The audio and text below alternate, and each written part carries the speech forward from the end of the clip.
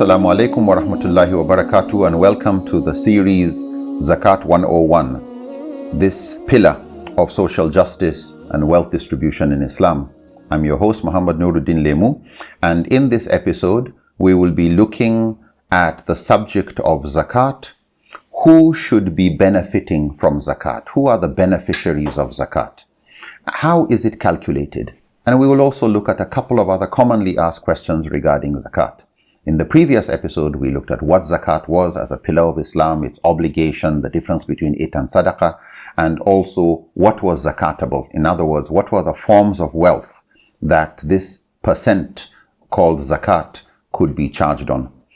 In this particular episode, I'm joined by two distinguished guests, scholars in this subject area, Sister Ruqayya Kinta, who is the director of the Welfare Department of the Islamic Education Trust, and somebody who has studied extensively this subject of Zakat. You are most welcome to the program. Thank you very much. And Brother Ibrahim Bello, a scholar, a volunteer, a trainer, a medical practitioner, and someone who has also, alhamdulillah, shared a lot on this subject of Zakat.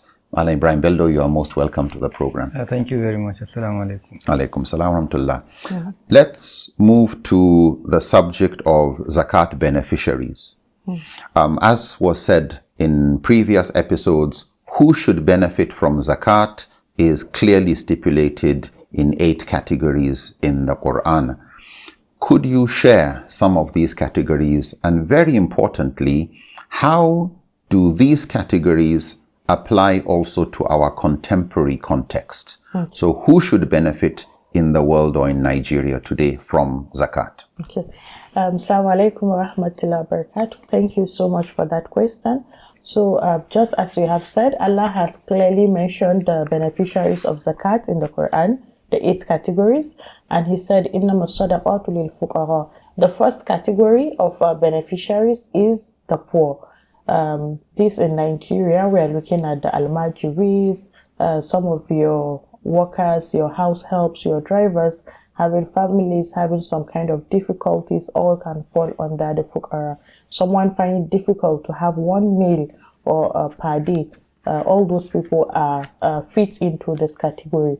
We have the إِنَّمَا الصَّدَقَاتُ لِلْفُقَرَاءِ وَالْمَسَاكِينِ. That is the needy, someone that maybe is in a very difficult situation, have no house, no clothing, and is in need of these things. They are also part of the beneficiaries of Zakat. One thing to also look at is local needs is greater than a distant need. For example, in your community, you have a problem. It is more important for you to solve that problem using your Zakat than sending your money out of that community to help another community, because it is that community that is more, how will I put it, that is more deserving because that's that where wealth was made there. So local needs is very important. Your extended families, your workers, your house helps, your drivers, they are more deserving than those people within your community, and those within your community are more deserving than those that are outside your community. We also have the Amilina Alayha, the Zakat administrators, and this includes those administering Zakat.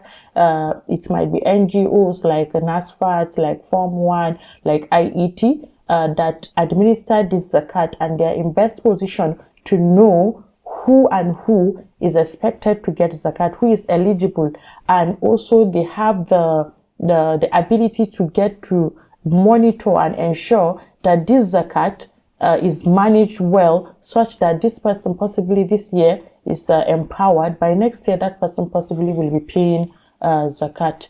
We also have the Mu'allafatu Qulubuhum, those who had reconciled. These are converts, new Muslims, or activities that encourages peace building, or those that are hostile against Muslims, and maybe giving them some financial support will reduce that hostility towards Muslims. So these may be non-Muslims, yes, but peace-building efforts. So you've mentioned a number of things, and I think just to reiterate, the first category of the poor being the more destitute, those in wretched levels of poverty, absolute poverty, and then the masakin, who may not be that, but it may include dropouts, jobless people, other forms of need, and the others to do with the zakat administration, those collecting zakat, those giving, those making sure it realizes its effect. And I think it's important to underscore how traditionally zakat was never, during the time of the Prophet and later, an individual thing to I give whoever I want. It was usually pooled to ensure it really had impact, because those who know how to make money, either selling this or selling that, are not necessarily those who know how to help, how to ensure impact in a particular sector, whether it's the health, and we've got specialized organizations that can do that. Islamic Medical Association usually has funds that it raises to help people who are really destitute, accident victims, and all of that. And I like this idea of, charity begins at home. So while there are those of your family members you don't give zakat to, but some in the extended family who may be poor become a priority to more distant places. What else would you add, Malam Ibrahim, to this subject of the beneficiaries of zakat? She mentioned, Allah subhanahu wa ta'ala outlined 8 categories, which is Lil Fuqara, which he mentioned, the poor, the real poor, really, destitute, so to say, who are struggling to survive. They live from hand to mouth. Then Masakin, not really as poor as the other group, but then scholars will say they don't have a sustenance for a month or 3 months. It means they always have a little to survive on. They are managing. Exactly, they are managing. Amilina alayha, the administrators, and those involved in the collection too, and the organizers. Those who collect it, they can benefit as a sort of vaccination, so to say. And also, of course, to keep their life going for that job. So here we are looking at administrative costs and overheads. Yes, whichever way you look at it, they can also be empowered so that they don't be part of the category of the poor again. They don't be victims of problem they are trying to solve in a way. Otherwise, they start to siphon if... Well, mu'allafatu qulubum, of course, like she mentioned, those whose heart is being reconciled. Not necessarily Muslims. They could still be non-Muslims, but for peace building, or they are new Muslims, but they are weak. You need to strengthen them. Then you have al-gharimina, those who are indebted, responsible debt, of course. And this time around, not necessarily giving them, but to use it to clear the debt for them. There are people who are that careless that if you have to give them the cash, they could still squander it without paying. I've seen such cases like that, why they continue dribbling and making life difficult or miserable for their families. So the essence is it should benefit them. Then, wafir riqab, and now to emancipate those who are in bondage of slavery or imprisoned because of debt, or whichever way, modern prisoners of war, or where Muslims are held captives, or even this banditry case of our time. It could be somebody like has been held in captive and the relatives could not pay. You can save his life by paying, where government policy favors payment, because this is a debate among scholars whether payment is better or not to pay.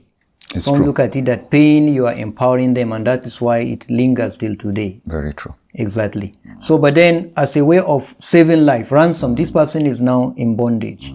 Then walgari mina wafi riqabi, and then you have wafi sabilillah.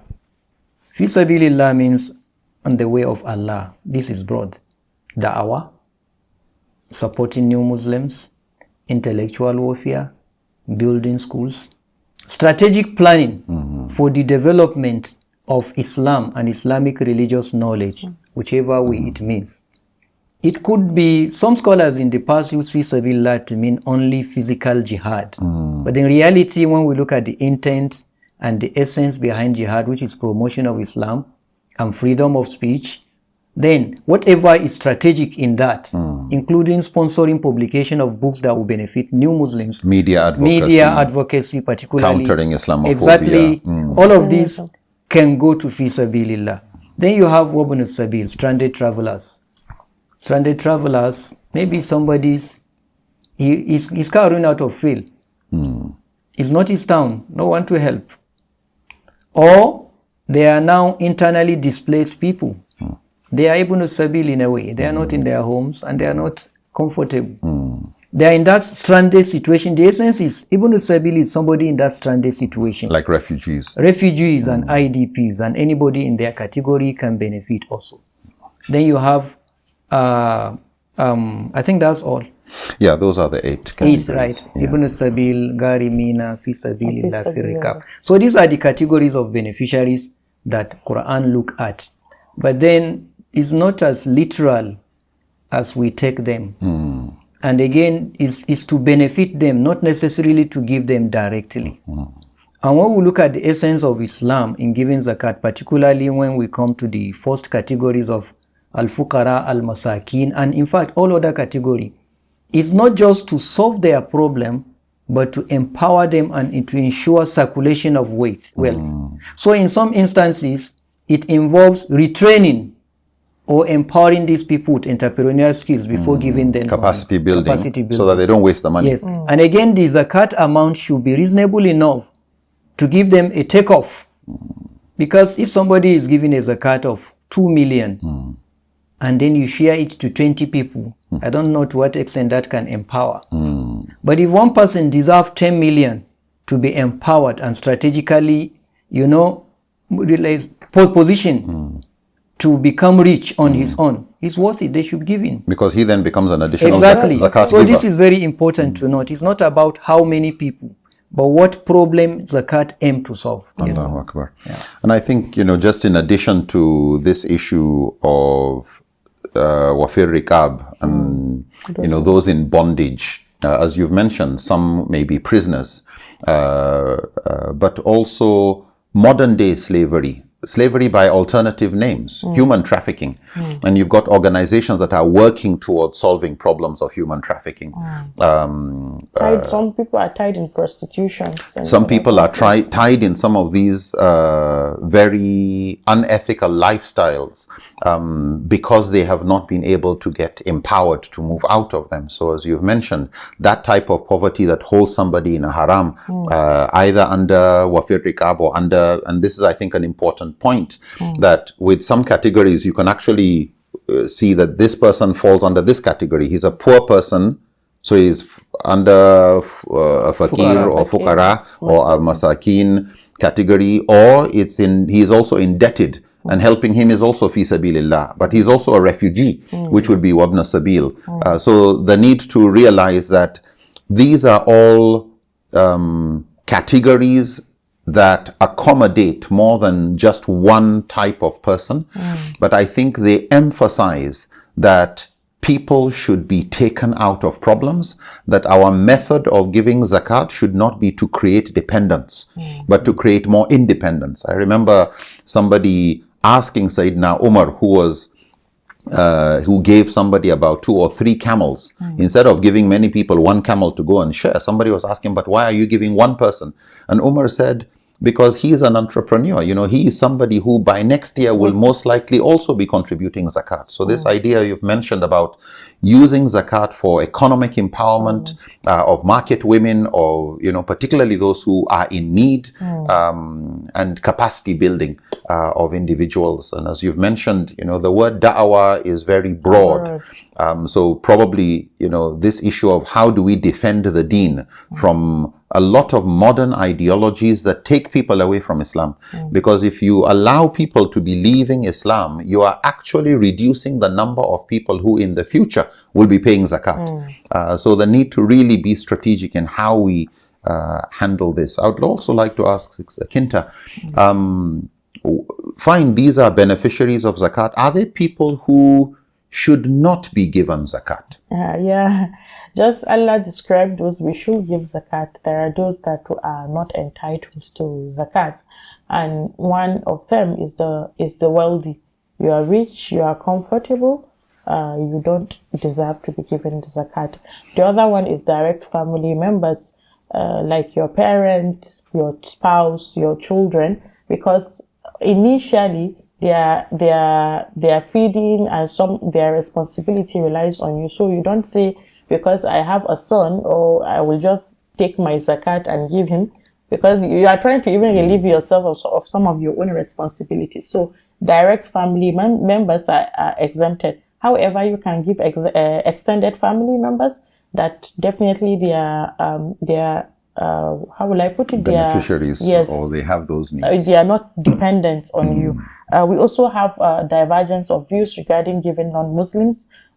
So these are the three major people that are not entitled to zakat. Okay, so those who are wealthy and are comfortable, so you can't use it for PR in that sense. But at the same time, sometimes the wealthy may be stranded traveler. Yes. The wealthy may be a refugee. Exactly.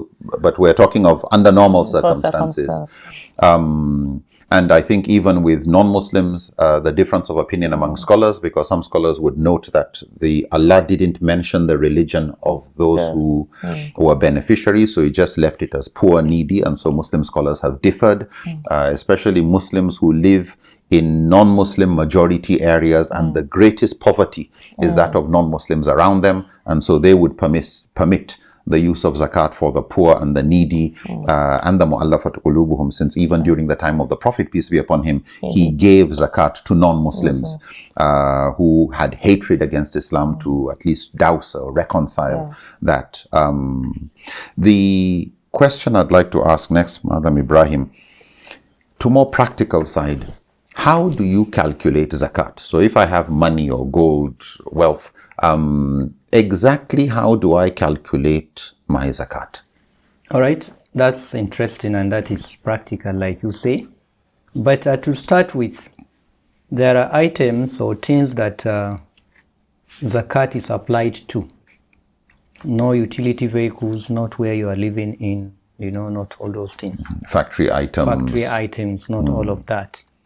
Secondly, there is a minimum threshold of money or wealth, whatever you call it, or livestock, that zakat can be given on.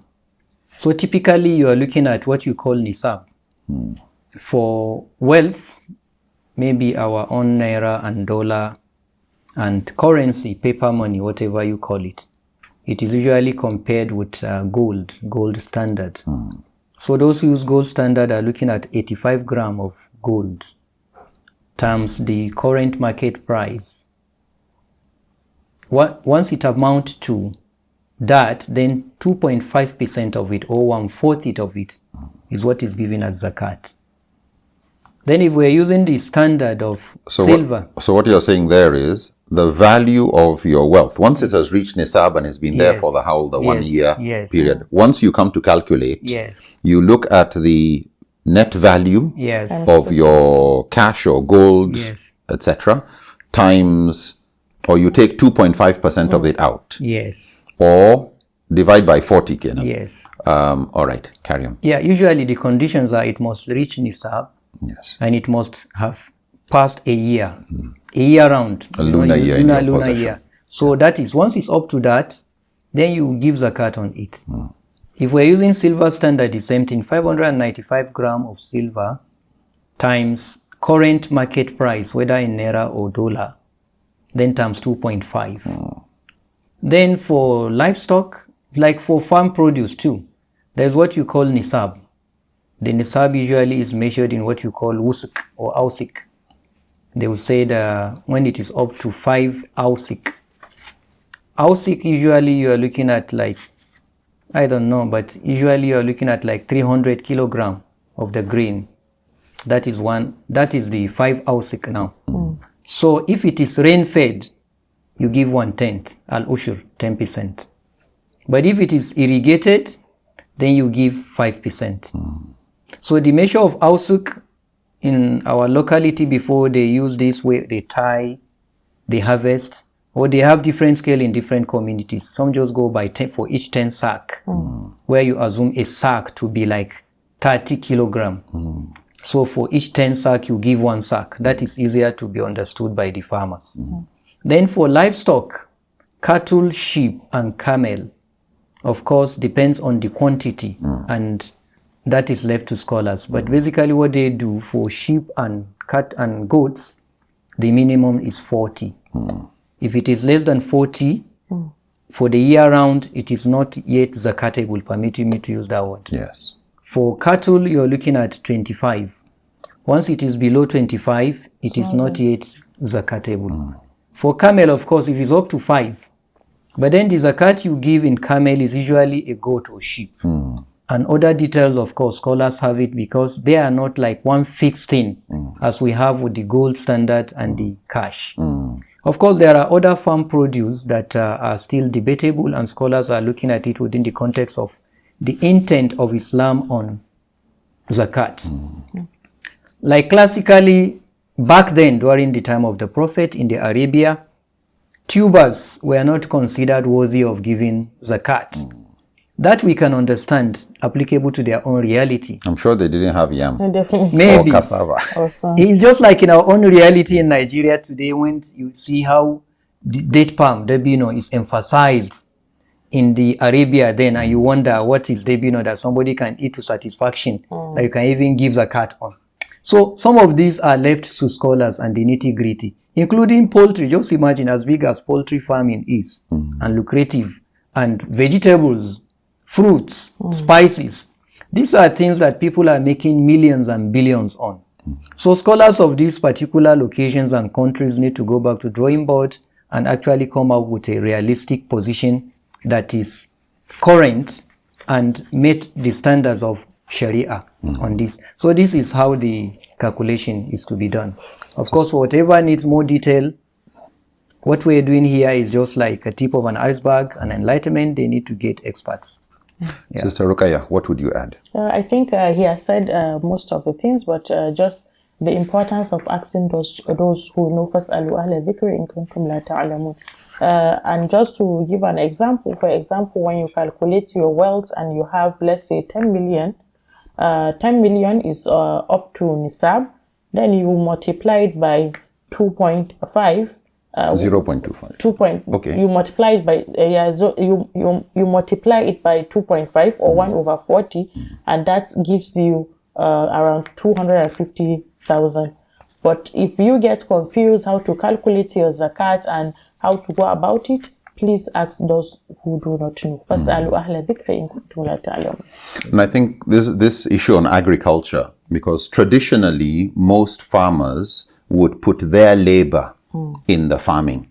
And there's no capital they borrowed from anywhere else. And I think it's good for people who are into commercial agriculture to realize that if they borrowed money, you borrowed 10 million for agriculture, that money is not yours. You borrowed it from the bank or you borrowed it from another person. When you now harvest, you don't start taking 10%. You first see how much profit. First refund the capital.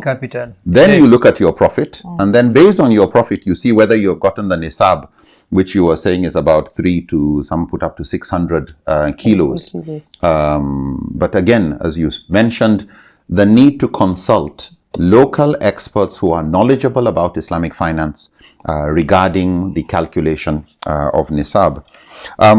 Before we wrap up, I'd like to quickly ask a few commonly asked questions, and I'll just ask you all one after the other alternately.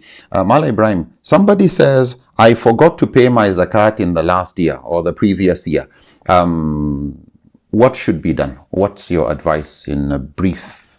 What should they do? Once the person remembers, they should do the calculation retroactively, just for how many years and what was the worth then. If it is from 5 years back, you calculate for each of the 5 years what was your capital or what was the stock of your wealth.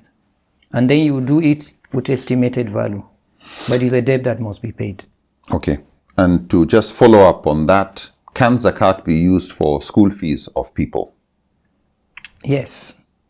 Simple answer. If they belong to the category of the beneficiaries. Okay. They couldn't pay school fees because they are poor or needy. You use it to offset the school fees, not necessarily giving them. It's part of it. It's okay. Sister Rukaya, what do you say about zakat on salary? Do I have to pay zakat on my salary? You don't have to pay zakat on your salary, except if the savings from your salary is able to reach nisab, you take it out. What if I'm not sure? So what if I'm not sure about my calculations? you are asked or so do not. Who knows? Simple. Good. And I know also on the subject of salary, there's a debate among some scholars regarding zakat on salary. In some countries, Muslim countries in the Gulf, etc., they deduct zakat from those who have enough wealth. The basis for that is majorly they are looking at maslaha, because it's public interest. Public interest. It's difficult to say. Some people actually find it difficult to come and say this is my zakat. But in those developed countries, they are able to just take it out from their salary. If they know that your wealth have reached that of nisab, they directly take it from your salary. Is zakat payable, Malam Ibrahim, on modern digital currencies like cryptocurrency and that? Yeah, if they constitute wealth and investment and they are profitable, they have all the properties of wealth. Of course, the essence of is to purify the wealth. You calculate 2.5% once they reach nisab, and it's fine. So things like real estate, all of these modern forms of wealth, the key thing will be to... Yeah, because even the current calculation of zakat we do on our wealth, which is currently naira and dollar, is qiyas, based on gold. So it's fine. So it's reasoning by analogy that scholars are using, so the need to really always be more community conscious, social justice concerned. Sister Ruqayya, what happens if somebody passed away and they were not able to pay their zakat? You treat it as a debt. That zakat is being removed before the estate is distributed amongst the heirs. Okay. And Malam Ibrahim, what about delaying zakat payment? Is that okay? What's the situation? It's not okay, but if it is done for a reason, maybe the zakat you use is to pay the school fees of some poor orphans, and then the school fees will be due in 6 months from now. You will delay it to pay it. That's fine. But under ordinary circumstances, it's not allowed. What is encouraged is you can pay ahead if their need arises. But on special instances, you can delay it if the reason is genuine. Good. So basically, you want the impact. Because I know even during the time of the Prophet ﷺ, he got some Sahaba to pay a year in advance of zakat because of a need. And the scholars say also you can delay if there's a need. But I think to just inform people concerned, your family, that this has not yet been paid, so that if you pass away, that is handled. Now, we live in a low trust environment where sometimes you don't know who to trust. Sister Ruqayya, you handle a lot of this in the Islamic Education Trust Welfare Department.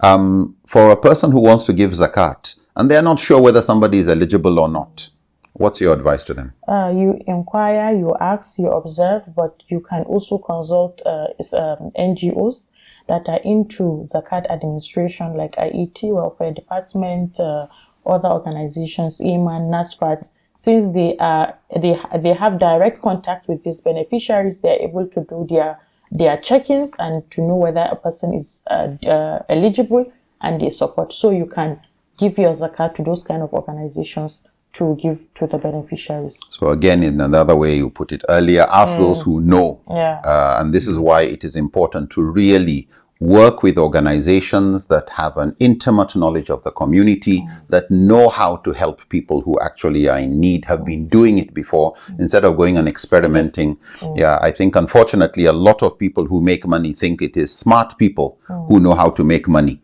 But that smartness is not required in the using of the money, which is a very big mistake. As we conclude on this, we have looked at subjects on what is zakat and what is zakatable and who should be the beneficiaries of zakat, how it is to be calculated, and various questions commonly asked on this subject area. But I think, as both of you have consistently reminded us, when it comes to the nitty-gritty, it is not always simple. You may need to ask people who are experts. There are a lot of resources online and offline, but just as in medicine, it's not everybody who handles teeth problem.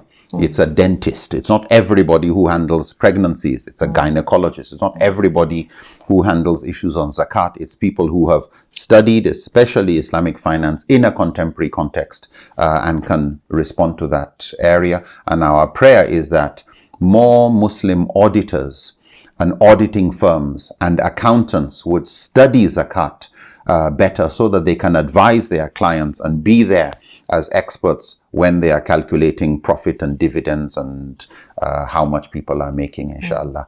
Thank you both very much for your contribution, Sister Ruqayya, Brother Ibrahim Bello. Until next time, inshallah. Assalamu alaikum wa rahmatullahi ta'ala wa barakatuh. بسم الله الرحمن الرحيم